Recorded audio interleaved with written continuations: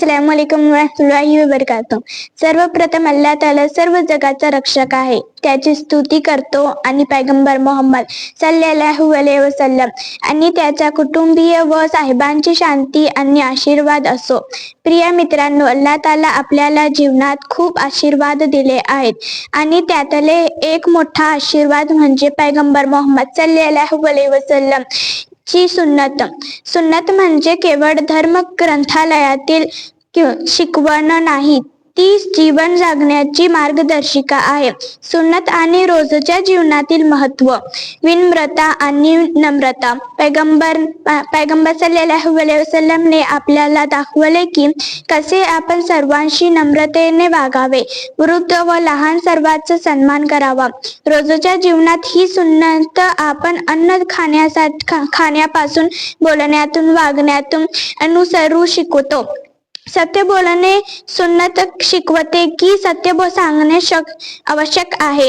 अगदी कठीण परिस्थिती ही प्रत्येक व्यवहारात प्रामाणिक राहणे ही आपली जबाबदारी आहे। इतरांशी प्रेम व सहकार्य। पैगंबर सल्लल्लाहु अलैहि वसल्लम ने आपल्याला शिकवले की समाजातील प्रत्येक व्यक्तीला मदत करावी, गरजू लोकांसोबत दयाळू व्हावे आणि भांडण व द्वेष टाळावे। स्वच्छता आणि आचार संहिता। रोजच्या जीवनात हात धुणे, स्नान करणे, दात घासणे, जीवनात योग्य वर्तन यासारख्या गोष्टींचे महत्त्व सांगितले आहे। ही सवय फक्त शरीराची स्वच्छता नाही तर मनाची शुद्धी देखील करते।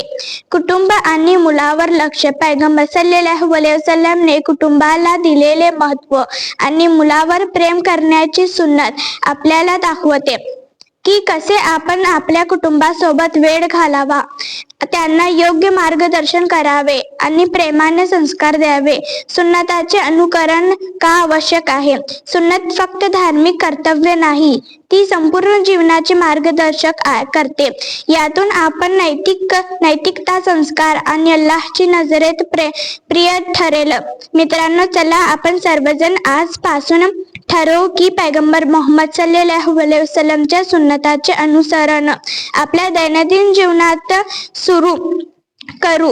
आपले वर्तन, बोलणे, विचार आणि कृतीमध्ये सुन्नत प्रतिबिंब होईल। आपण एक चांगले व्यक्तिमत्व आणि समाजातील आदर्श नागरिक बनू।